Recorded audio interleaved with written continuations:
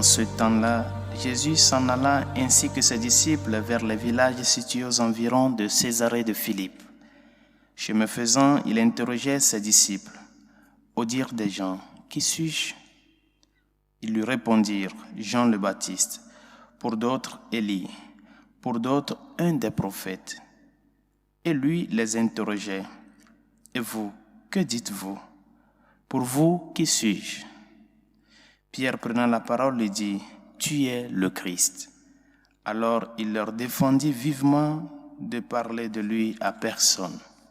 Il commença à leur enseigner qu'il fallait que le Fils de l'homme souffre beaucoup, qu'il soit rejeté par les anciens, les grands prêtres et les scribes, qu'il soit tué et que 3 jours après, il ressuscite. Jésus disait cette parole ouvertement.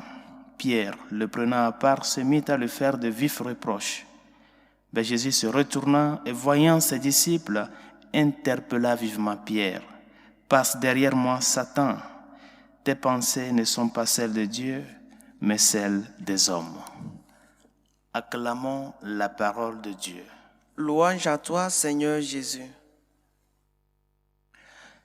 Nous sommes dans la suite logique de l'évangile d'hier.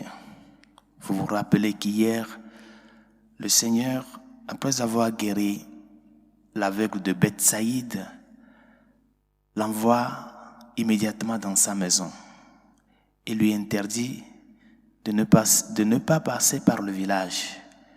Ce qui voudrait dire que cet aveugle-là n'est pas de ce village-là, qu'il vient d'un autre lieu. Par conséquent, le Seigneur l'interdit de ne pas faire cas de ce miracle au peuple-là.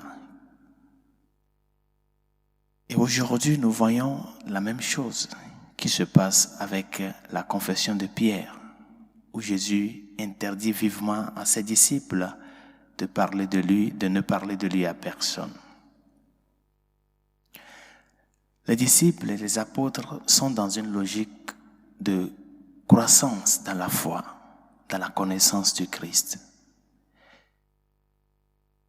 Et c'est ça qui fait que le Seigneur les interdit de ne pas parler de lui à personne. Pourquoi? Étant donné que tout le peuple attendait un Messie, le peuple d'Israël qui souffrait sous le joug romain attendait le Messie qui doit venir les libérer. Il y a beaucoup de prétentions sur le Messie qui doit venir. Et donc, la soif du peuple, c'est que le Messie qui doit venir doit être celui qui doit les libérer du joug romain. Par conséquent, on attend un Messie politique, un Messie justicier qui vient les libérer automatiquement de leurs souffrances des mains des Romains. Et c'est pour cela que le Seigneur a profité de cette confession que Pierre a faite. Bien sûr que Pierre a confessé que Jésus est le Christ, mais ce n'est pas une confession fondante. Parce que si Pierre était vraiment convaincu de ce qu'il disait, il ne peut pas reprocher le Seigneur sur sa réalité de passion. Il a fait chemin avec le Christ. Il a vu les prodiges, les signes, les miracles. Mais il faut encore faire encore de chemin. Il faut encore à Pierre entrer dans les grands mystères pour découvrir le Seigneur. Et cela implique le temps. Par conséquent, pour que le peuple n'ait pas une certaine conception erronée de son messianisme, le Seigneur a commencé à les enseigner sur sa passion, la première annonce de sa passion, pour leur faire savoir que le Messie qu'ils ont devant eux n'est pas un Messie politique, un Messie triomphateur, un Messie justicier, un Messie nationaliste. Non, mais c'est un Messie qui s'est fait servant, qui s'est fait humble. C'est un Messie qui va souffrir jusqu'à la croix. Et par conséquent, pour que le disciple qui est avec le Seigneur puisse rentrer dans cette logique, comment est-ce que le Dieu fait homme, pour sauver l'homme, doit passer par le chemin de la croix? C'est incompréhensible. Et par conséquent, le Seigneur, aura à annoncer 3 fois de suite sa passion pour préparer les cœurs, pour préparer ses disciples, pour préparer ses apôtres à cette heure cruciale. Bien chers amis, qui est Jésus pour toi? Qu'est-ce que tu peux dire de lui? Quel témoignage tu peux donner du Christ à travers tout ce temps que tu as vécu avec le Seigneur?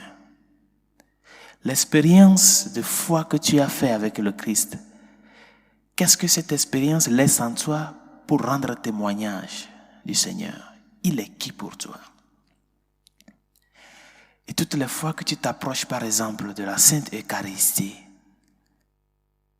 quelle est l'idée que tu as? Vers qui tu t'approches?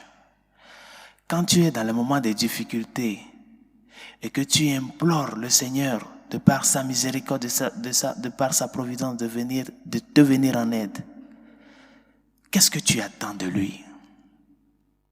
Tu attends qu'il te fasse une magie pour que la réalité dans laquelle tu te retrouves, tout change immédiatement ipso facto, ou tu es disposé à faire du chemin avec le Seigneur? Dans cette patience, dans cet abandon, à faire chemin avec lui. Parce que c'est le fait d'être avec lui qui nous permet de le connaître davantage, qui nous permet de découvrir vraiment son identité. Et c'est la réalité, les situations de la vie unies et vécues avec le Seigneur qui nous aident à pouvoir le reconnaître comme l'horizon de notre vie. Par conséquent, nous sommes appelés, comme les apôtres, à ouvrir les yeux pour voir, à ouvrir les oreilles pour entendre, à ouvrir le cœur pour accueillir le Seigneur. Oui, tu es le Christ, le Fils du Dieu vivant. Pour pouvoir parvenir à faire cette confession, bien chers amis, il faut une intimité avec le Seigneur. Il faut une expérience personnelle de vie avec lui. Il faut une rencontre fondante qui change l'horizon d'une vie avec lui. Et ça là, ça nous amène à ce que au jour le jour, nous le demandons dans notre prière: Seigneur, fais-toi découvrir davantage dans ma vie. Je t'ai vu, je t'ai reconnu, mais je veux te connaître davantage. Et ça implique patience, abandon, fidélité et disponibilité à la suite du Seigneur. Que sa grâce nous y aide.